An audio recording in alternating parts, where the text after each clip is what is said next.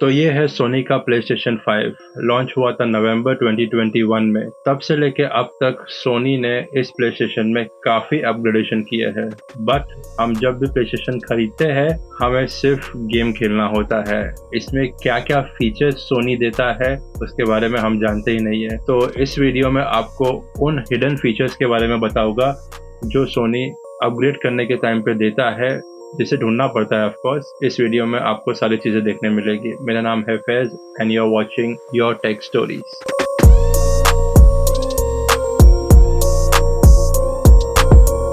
सबसे पहले हम बात करते हैं इसके लुक्स के बारे में। तो लुक्स काफ़ी हद तक का प्रीमियम है। वाइड पैनल है, इसका डिविडेशन हुआ है, बीच में एक प्रीमियम लाइन है। इसके पैनल्स को आप रिमूव कर सकते हो। इसमें 10 से भी ज़्यादा अलग अलग कलर्स के पैनल आते हैं। अगर आपको एक फ्यूचरिस्टिक पैनल चाहिए या कोई गेमिंग पैनल चाहिए वो भी आपको मार्केट में मिल जाएगा। इसके साथ में आपको देखने मिलेगा एक स्टैंड। आप स्टैंड भी लगा सकते हो। अगर आपको वर्टिकल रखना है आप वर्टिकल रखिए, बिकॉज वर्टिकल के लिए आपको स्टैंड की ज़रूरत नहीं पड़ेगी। अगर आपको हॉरिजॉन्टल रखना है तो हॉरिजॉन्टल रखने के लिए थोड़ी तकलीफ हो सकती है, बिकॉज इसमें एक बम्प है बैक में जहाँ पे SSD ड्राइव लगी हुई है। तो वहाँ के लिए छोटे से स्टैंड दिए हुए हैं जो आप लगा सकते हो और आप इसको हॉरिजॉन्टल भी रख सकते हो। बट मेरा रिकमेंडेशन रहेगा आप इसको वर्टिकल रखिए, बिकॉज वेंटिलेशन नीचे है तो आपका वेंटिलेशन हीट होने के लिए भी स्पेस है और ये एंगल भी बराबर है। तो ये तो हो गई बात इसके लुक्स की। तो द बेस्ट पार्ट इज अगर आपको इसके पैनल्स चेंज करने हैं तो बहुत ही इजी है। इसको हॉरिजॉन्टल में रखना है और इसके पैनल्स को निकालना है, जो कि बहुत ही इजी है। और पैनल्स निकल के आप इसको स्विच भी कर सकते हो। पोर्ट्स के बारे में बात करते हैं तो इसमें आपको मिलता है 2 USB-C पोर्ट्स। अगर आपको कोई एडिशनल चीज़ें यूज़ करनी है या फिर एक एडिशनल मॉनिटर लगाना है तो आप दोनों भी USB-C पोर्ट यूज़ कर सकते हो। पहले एक ही आता था बट अभी 2 आते हैं। उसके अलावा अगर आप पीछे देखेंगे तो आपको USB-A पोर्ट मिलेगी, वो भी 2। एक internet LAN cable that is RJ45 और उसके साथ में मिलेगा पावर केबल कनेक्शन और एक HDMI पोर्ट का भी ऑप्शन अवेलेबल है। जहाँ पे भी कनेक्ट करना है कर लो, कोई प्रॉब्लम नहीं। ऑलराइट, अगर इसको पीछे घुमाते हैं तो आपको अगर SSD ड्राइव या ड्राइव को एक्सीड करना है उसकी स्टोरेज के लिए तो बहुत ही ईजी है। बैक पैनल को ओपन करना है और एस ड्राइव सिंपली आपको बाहर निकालनी है और आप इसको चेंज कर सकते हो। रॉकेट साइंस नहीं है। ठीक है, ये तो बात हो गई इसके लुक्स की, इसके पोर्ट्स की, इसके पैनल की। अब इम्पोर्टेंट बात करते हैं इसके फीचर्स की, जो कि मैंने पहले बताया था। ओके, तो अगर इसके फीचर्स की बात करते हैं तो सबसे पहली चीज़ आती है इसमें game hub. Okay, game hub ये है जो आप यूट्यूब और इंस्टाग्राम में करते हो, सेम है। जैसे कि अगर आपको एक कम्युनिटी बिल्डअप करनी है या फिर एक सोसाइटी बिल्डअप करनी है, आपको ब्रॉडकास्ट सेंड करना है, ये गेम हब आपको PS5 में करके देगा। गेम हब में आपको कोई भी पर्टिकुलर या स्पेसिफिक गेम्स के बारे में इंफॉर्मेशन चाहिए तो वहाँ पे एक कम्युनिटी बिल्डअप होती है जहाँ पे आपको सारी इंफॉर्मेशन उस पर्टिकुलर स्पेसिफिक गेम्स के बारे में मिल जाएगी। So that is the point of game hub, जो कि एक अच्छा इनोवेशन है। अगर आपको कोई गेम पसंद आई है और जहाँ आप अटक रहे हो उसके बारे में कुछ आंसर चाहिए तो आप उसमें क्वेश्चन करके आपको आंसर मिल जाएगा। It's a type of a broadcast, a community that has been build up by Sony PlayStation 5। तो जो मोस्ट इम्पॉर्टेंट थिंग है PlayStation 5 में एक फीचर है जो कि है एक्टिविटी। एक्टिविटी में होता क्या है कि जब हम पहले के PlayStation में गेम खेलते थे तो जब भी हमको कोई भी आगे का स्टेप्स पता नहीं होता था कि आगे करना क्या है तो हमको गेम से एग्जिट करना पड़ता था और उसका वॉक थ्रू देखना पड़ता था। बट अब PlayStation 5 में ये फीचर्स एड ऑन हो गया है कि आप गेम के इंटरनल में ही एक्टिविटी मोड को एक्टिवेट कर सकते हो, जिसमें आपको पता चल जाएगा कि आगे का स्टेप क्या लेना है, आपकी गेम्स कितने देर में ख़त्म होने वाली है, basis on your playing of style. जैसा आप खेलते हो उसके हिसाब से ये आपका एल्गोरिदम सेट करेगा और आपको बताएगा कि आगे करना क्या है और आप डायरेक्टली उस सेगमेंट में जंप कर सकते हो। तो ये चीज़ें अवेलेबल है इस एक्टिविटी में। उसके अलावा इसको एक्सेस करने के लिए आपको प्रेस करना पड़ेगा PS का एक बटन जो आता है आपको कंट्रोल सेंटर में, और उसके अलावा जब आप एक एक्टिविटी फिनिश कर लोगे तो आपको सजेशन बॉक्स में एक और एक्टिविटी का ऑप्शन दिया जाएगा। अगर आपको वो कंटिन्यू करना है तो आपको फिर से एक PS बटन का ऑप्शन क्लिक करना है और आप सेकेंड रिकमेंडेशन पे जंप कर सकते हो, basically without exiting the game. So the best part is आपको ये गेम को एग्जिट करना नहीं पड़ेगा, इंटरनली में ही आपको सारे ऑप्शंस दिए हुए हैं। मेनली इसका कंट्रोल सेंटर का फीचर वो काफ़ी एडवांस हो गया है, बिकॉज कंट्रोल सेंटर के लिए आपको पहले गेम के बाहर आना पड़ता था, बट अब आप PS बटन क्लिक करके ही कंट्रोल सेंटर को एक्टिवेट कर सकते हो। नेक्स्ट फीचर आता है चैलेंजेस का, द मेन एडवांस फीचर जो कि होता है अगर आपको कोई चैलेंजेस कंप्लीट करना है, जैसे कि आपका खुद का एक अकम्प्लिश चैलेंज है जो आपने अकम्प्लिश किया है एक पॉइंट पे, आपको उसको टारगेट करना है या उसको ओवर अचीव करना है, वो आप कर सकते हो बेसिस ऑन योर गेम्स। आप बेसिकली आप अगर गेमिंग हब या कंट्रोल सेंटर के थ्रू आप एक रिकमेंडेशन पॉइंट पे एंटर करते हो तो आपको मिलता है आपके फ्रेंड्स, जो भी आपके फ्रेंड्स है उन्होंने जो टारगेट सेट किया है चैलेंजेस का, आपको उसको ओवर अचीव करना है, वो भी आप कर सकते हो basis on your game playing. तो depending this feature is very good. अगर आपको वो ओवर अचीव चैलेंज का मोड ऑन करना है खुद में तो आप ये ऑप्शन भी एक्टिवेट कर सकते हो कंट्रोल सेंटर में से। उसके अलावा अगर आपको अपने फ्रेंड को चैलेंज करना है इस गेम में, आप यहाँ से चैलेंज कर सकते हो, बिकॉज अगर वो कनेक्टेड रहेगा तो आपके पॉइंट्स देख सकता है चैलेंजेस के थ्रू। बहुत सारे ऐसे चैलेंजेस भी रहेंगे जहाँ पे आप पॉइंट्स अर्न कर सकते हो और आपकी रैंकिंग भी वहाँ पे दिखाई जाएगी। अगर आप अपने फ्रेंड्स के साथ में आपको उनको कंपटीशन दे रहे हो तो आपकी रैंकिंग भी उस लिस्ट में दिखाई जाएगी कि आप कहाँ स्टैंड कर रहे हो। वहीं पे अगर आपके फ्रेंड ने आपको चैलेंज किया है तो आप वो चैलेंज एक्सेप्ट कर सकते हो नोटिफिकेशन के थ्रू। आपको एक नोटिफिकेशन आएगा आपके कंट्रोल सेंटर के थ्रू। अगर आपने वो चैनल को बीट कर लिया है तो उसको एक नोटिफिकेशन जाएगा। अगर आपको वो रिक्लेम करना है तो that is a good thing to be challenge each other, right.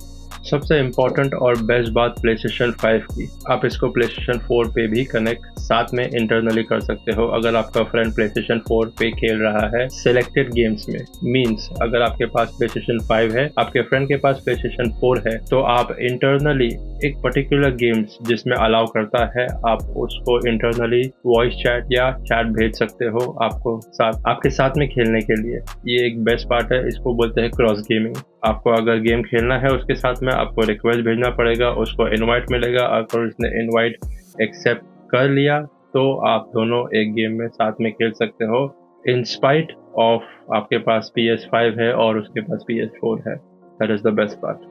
अब ये चीज़ सिर्फ PS5 में नहीं है, अगर आपके फ्रेंड जो PS4 पे खेल रहा है अगर उसको आपको इनवाइट भेजना है PS5 पे, वो भी कर सकता है। सो PS5 या PS4 कोई भी आपस में वाइस वर्सा एक दूसरे को इनविटेशन भेज सकते हैं। कोई एक स्पेसिफिक गेम जो एक पोर्टल पे खेली जा सकती है उसमें इनवाइट सेंड कर सकते हैं। That's a good part, because PS5 अगर किसी के पास है और किसी के पास PS4 है तो दोनों एक पोर्टल पे गेम खेल सकते हैं। उसके अलावा दूसरी जो चीज़ आप इसमें कर सकते हो, अगर आप कंट्रोल सेंटर में एक्सेस करते हो वहाँ पे कोई भी ऐसी एक्टिविटी है जो लाइव है वो आपको ज्वाइन करना है तो आपको सिर्फ एक इनवाइट सेंड करना है एडमिन को। अगर उसने एक्सेप्ट कर लिया मतलब उसने आपकी इनवाइट को एक्सेप्ट कर लिया और आप उसकी गेम में आप भी खेल सकते हो एज अ मल्टीप्लेयर। तो ये बहुत ही अच्छी और कन्वीनियंट चीज़ है अगर आप सिंगल प्लेयर हो और आपके साथ में खेलने के लिए कोई नहीं है तो आप कोई भी ग्रुप ज्वाइन करके ऑन द स्पॉट खेल सकते हो उसके साथ में। अगला ऑप्शन जो आता है उसका नाम है गेम लिस्ट। आपका कोई भी फेवरेट गेम्स है या फेवरेट गेम्स ऑफ सेक्शन है, आप उसको स्टैक करना चाहते हो तो आप ऑफलाइन या ऑनलाइन डिजिटलाइज आप उसको स्टैक कर सकते हो। आप उसको फोल्डर को नाम दे सकते हो ताकि बाद में आपको गेम्स ढूंढने में कोई प्रॉब्लम आए ना। अब जो नेक्स्ट फीचर आता है वो आता है गेम बेस। गेम बेस एक ऐसा फीचर है जो PS5 और PS4 दोनों में अवेलेबल है। आपको एक्सेस करना है तो आपको PS बटन क्लिक करना पड़ेगा। आप कंट्रोल सेंटर में एंटर करते हो। फॉर एग्जांपल आप पर्टिकुलर एक गेम खेल रहे हो, उसमें आपको अकेला नहीं खेलना है, आपको ये जानना है कि ऑनलाइन कौन कौन ये गेम खेल रहा है। कंट्रोल सेंटर है जो आपको बताएगा कि कौन कौन ये गेम लाइव खेल रहा है, जिसको आप रिक्वेस्ट सेंड कर सकते हो, वॉइस या इनवाइट सेंड कर सकते हो। और अगर उसने एक्सेप्ट कर लिया, doesn't matter whether you are on PS5 और PS4, अगर उसने इनवाइट एक्सेप्ट कर लिया तो आप उसके साथ में ही ऑन द स्पॉट वो गेम खेल सकते हो। That feature is so cool. उसके अलावा आप ये फीचर में एक और एड ऑन फीचर कर सकते हो। अगर आपको शेयर स्क्रीन करना है वो भी कर सकते हो इनवाइट के साथ में, अगर आप वॉइस चैट कर रहे हो, या फिर आप अपनी स्क्रीन को उनके कंट्रोल, फॉर एग्जांपल अगर आपको ये गेम खेलना नहीं आ रहा है तो आप शेयर भी कर सकते हो वो गेम कंट्रोल को, ताकि सामने वाला आपके गेम को कंट्रोल कर सके और आप वो गेम प्ले कंटिन्यू या फिर कंप्लीट कर सके।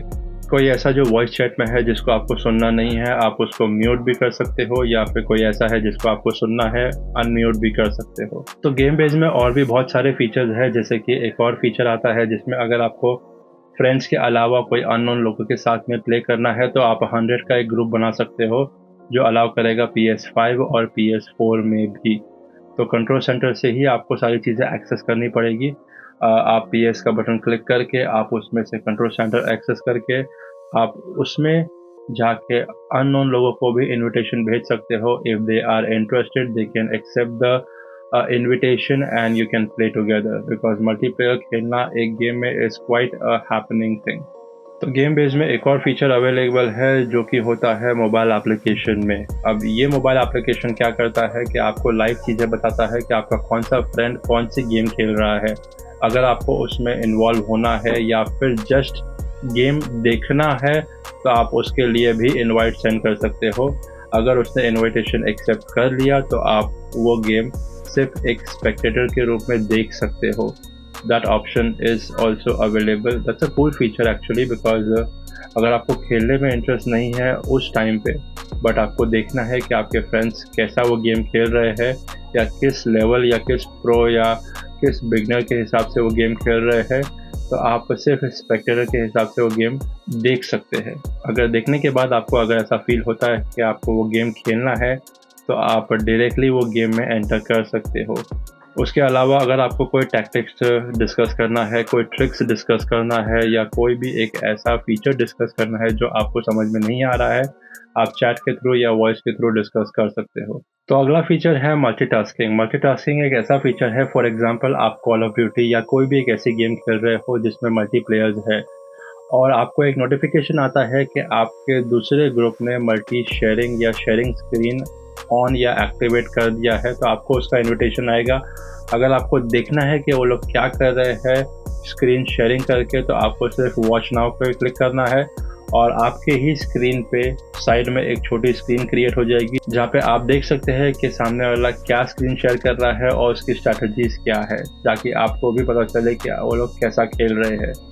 तो जैसे ही आप मल्टीटास्किंग का स्क्रीन या शेयर स्क्रीन ऑन करेंगे तो एक छोटी सी स्क्रीन क्रिएट हो जाएगी आपके ही स्क्रीन पे, जो आप मूव कर सकते हो यहाँ से वहाँ तक। आपको पता चलेगा कि सामने वाला कैसा खेल रहा है और उसके हिसाब से ही आप अपनी स्ट्रैटेजीज को प्लान कर सकते हो। एक और फीचर ऐड ऑन हो गया है जो कि होता है रिमोट प्ले। नाउ ये फीचर कैसा है कि आपको ये एप्लीकेशन डाउनलोड करना पड़ेगा अपने फ़ोन, iOS या एंड्रॉयड में, दोनों में ये फीचर चलेगा।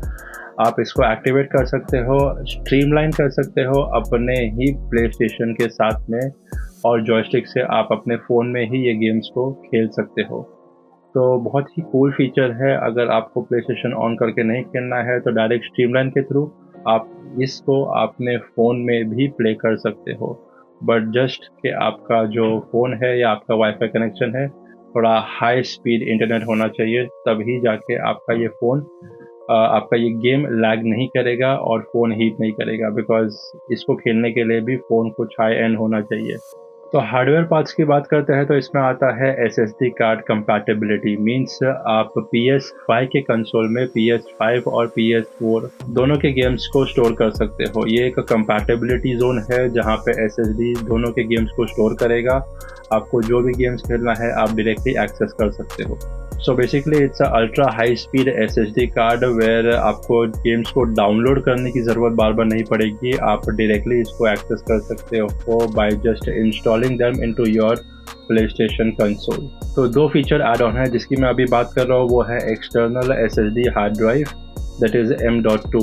अगर आपको प्लेस्टेशन 5 गेम्स खेलना है तो आपको ट्रांसफ़र करना पड़ेगा अपने PS5 कंसोल में, बट अगर आपको प्लेस्टेशन 4 गेम्स खेलना है तो आप वो डायरेक्टली बिना ट्रांसफ़र किए या ट्रांसफ़र करने के बाद भी प्लेस्टेशन 4 के गेम्स आप डायरेक्टली कंसोल में खेल सकते हो। अगर आपको ट्रांसफ़र करना है वो भी कर सकते हो, ट्रांसफ़र नहीं करना है डायरेक्टली फ्रॉम SSD खेलना है वो भी आप कर सकते हो। तो ये कंपैटिबिलिटी बहुत ही मैटर करती है। अगर आपके पास PS4 है या PS4 था और आपने PS5 ले लिया है, बट PS4 की गेम्स अभी भी आपके पास अवेलेबल है। 3D audio support in TV build up speaker. ये एक फ़ीचर है जहाँ पे अगर आपका टीवी एक नॉर्मल है और आपको साउंड क्वालिटी अच्छी चाहिए तो इसमें वो फ़ीचर ऑलरेडी इनबिल्ट है। जैसे कि आप गेम्स ऑन करेंगे तो वो फ़ीचर भी ऑन हो जाएगा और आपको एक रीज़नेबल एक अच्छी क्वालिटी का साउंड देगा गेम्स खेलने के टाइम पे। अगर आपका टीवी ऑलरेडी अच्छा साउंड करता है तो आपको इसकी ज़रूरत पड़ेगी नहीं, बट ऑलरेडी इनबिल्ट साथ में आ रहा है तो ये एक अच्छा एक हैंडी फ़ीचर है। बिकॉज़ गेम्स के टाइम पे साउंड बहुत ही मैटर करता है, उसका फ़ील बहुत ही मैटर करता है। तो अगला फ़ीचर है variable refresh rate. Variable refresh rate वो चीज़ है जो कि आपके गेम को एनहांस करता है अगर आपका टीवी उस चीज़ के लिए कंपैटिबल है तो। ये यूज़ होता है HDMI 2.1 VRR कंपैटिबिलिटी में। अगर आपके टीवी में HDMI 2.1 वर्जन का गेमिंग मोड अवेलेबल है, मीडिया ऐप में ये वर्जन काम नहीं करेगा, तो अगर आपके टीवी में ये मोड एक्टिवेटेड है तो VR रिफ्रेश रेट बहुत ही फाड़ू काम करेगा। बिकॉज जब आप गेम खेलेंगे उसका ग्राफिक्स आपको बहुत ही अमेजिंग नज़र आएगा। आपके सीन्स को, आपके गेम्स को, आपके वॉक थ्रू को बहुत ही स्मूथर एक्सपीरियंस देगा। उसके अलावा आता है ऑटो लो लेटेंसी मोड। ये क्या होता है? लेटेंसी मतलब आपकी गेम कितनी फास्ट रिफ्रेश हो रही है या कितनी फास्ट रिफ्रेश नहीं हो रही है, डिपेंडिंग अपॉन, अगेन मैं रिपीट करता हूँ, वर्जन 2.1 HDMI पोर्ट अवेलेबल होगा टीवी में HDMI के थ्रू तो ही ये चीज़ काम करेगी। लेटेंसी वैसे तो आपको मिलेगी नहीं, बट ये जो 2.1 वर्जन का HDMI पोर्ट है ये बहुत ही बेहतरीन काम करेगा गेम्स खेलने के लिए। उसके साथ में आपको मिलता है 1440 का पिक्सल रेजोल्यूशन फील्ड जो आपके गेम्स को एनहांस कर देगा 200%, आपके ग्राफिक्स को एनहांस कर देगा 200% और आपको एक एक्सपीरियंस जोन गेम देगा। अगर आपका टीवी बहुत ही बड़ा है तो आपको ये रेजोल्यूशन के लिए ज़्यादा स्ट्रगल करना पड़ेगा नहीं। आपको ये यूज़ करने से पहले टेस्ट करना पड़ेगा कि आपका HDMI 1440 पिक्सल रेजोल्यूशन को सपोर्ट करता है कि नहीं, जो कि ये आउटपुट पोर्ट होगा। तो फर्स्ट आपको ये चेक करना पड़ेगा कि आपका टीवी कंपैटिबल है भी कि नहीं इस रेजोल्यूशन को एक्सेप्ट करने के लिए। तो ये थी सारी चीज़ें, सारा फीचर्स है PlayStation 5 के लिए। बहुत ही अमेजिंग कंसोल डेवलप हुआ है फ्रॉम सोनी। हालांकि 2 साल हो गए हैं, बट ये फीचर्स बहुत सारे वीडियोस में नहीं दिया हुआ है, तो आपको होप सारी इन्फॉर्मेशन मिल गई होगी। अगर कुछ रह गई है तो आप कमेंट बॉक्स में डाल सकते हो। अगर चैनल को सब्सक्राइब नहीं किए हो तो सब्सक्राइब कर लो, शेयर नहीं किए हो तो शेयर कर लो और लाइक नहीं किया तो लाइक कर लो, कमेंट्स कर दो अगर कुछ क्वेश्चंस है तो। मेरा नाम है Faiz and you are watching your tech stories. मिलते हैं नेक्स्ट वीडियो पे, तब तक टेक केयर, शब खैर एंड बाय।